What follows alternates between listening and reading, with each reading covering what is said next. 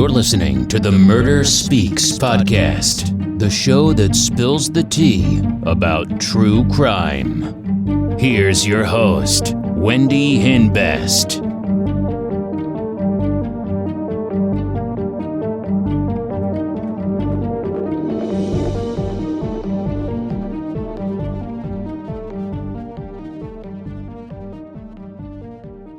Hey, welcome back to Murder Speaks.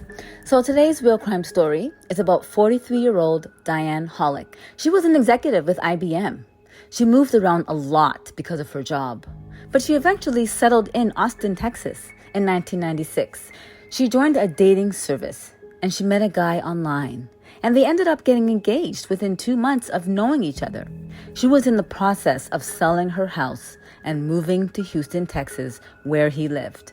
Now, the morning of November 16th, 2001, Diane missed a scheduled call at work. When her coworkers weren't able to get a hold of her, they called the police and asked them to do a welfare check because there was a crazy storm the night before. The police arrived at her house around 5:30 p.m. the same day, and Diane's realtor neighbor let the police in her residence. Nothing looked suspicious. The police looked around and nothing looked out of place. The lower floor of her house looked completely normal. The police found her body on the floor in one of her bedrooms upstairs. She was strangled to death. She was face down and she had ligature marks around her neck.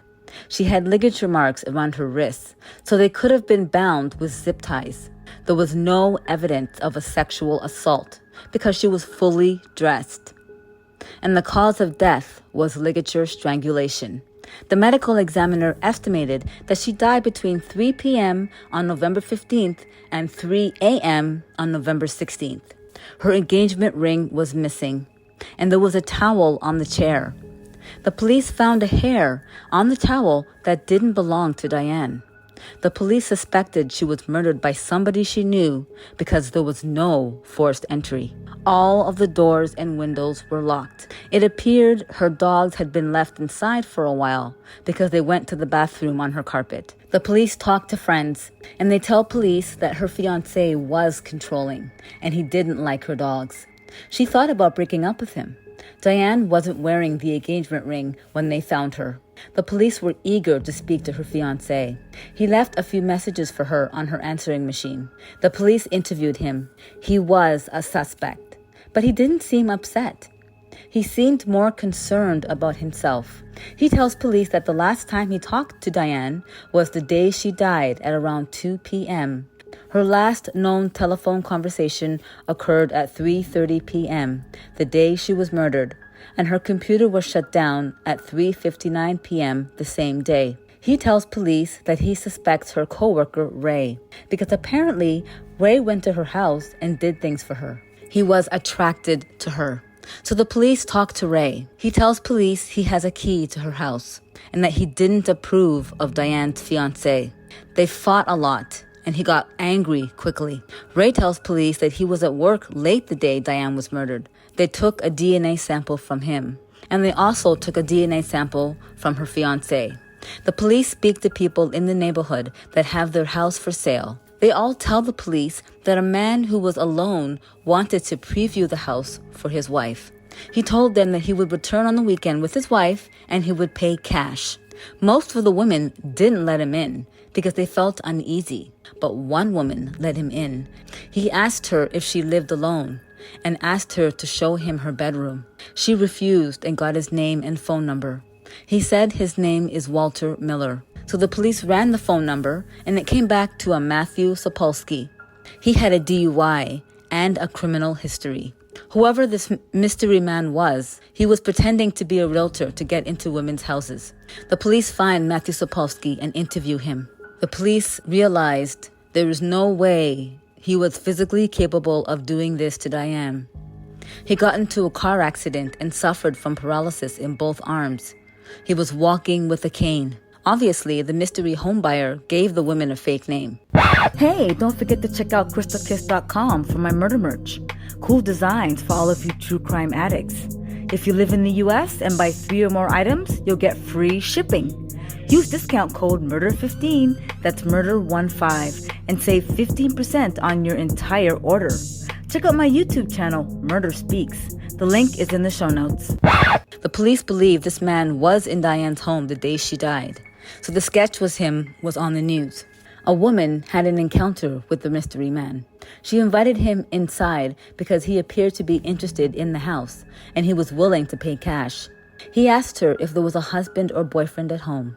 She told him that her husband was a busy man and they had a realtor. Then his demeanor changed. The woman got nervous, so she let her dog out of the study. The man asked several times when her husband would be home, and he asked her about her alarm system. That's kind of creepy. She told him that she didn't use it during the day.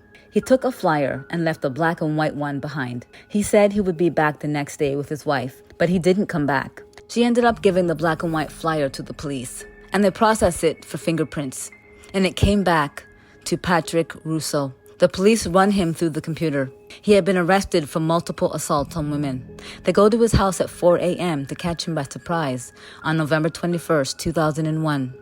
They suspect him of murdering Diane Holik. He served 8 years in prison for choking a woman. The police interview him. He tells police that he changed and became a Christian in prison, and they're talking to the wrong man. He denied going into anybody's home. He tells police that he was at the radio station when Diane was murdered, but the police pull his cell phone records and notice that he was pinging by a cell tower by Diane's house. They speak to Patrick's first wife, and she told them that he would strangle her during sex. She was afraid that he was going to kill her. It turns out the DNA on the towel belonged to him as well. February 5th, 2004, he goes on trial for murder. The police suspect he came to her front door and it was pouring outside. She probably gave him a towel, and that's how his hair got on the towel. Then he killed her. February 20, 2004, Patrick Russo is found guilty of murder. He is sentenced to life in prison. That was one thing that I was afraid of when I used to do real estate. I used to always hate being in a house by myself because you never know who would come in to look at the house, and I was always afraid to be alone. Well, Patrick Russo is exactly where he needs to be. Thank you so much for joining me on this week's episode of Murder Speaks. Hope you enjoyed it. Check out my YouTube channel, Murder Speaks, for more real crime stories. Don't forget to like and subscribe. Join me again on Murder Speaks. Thanks. Bye.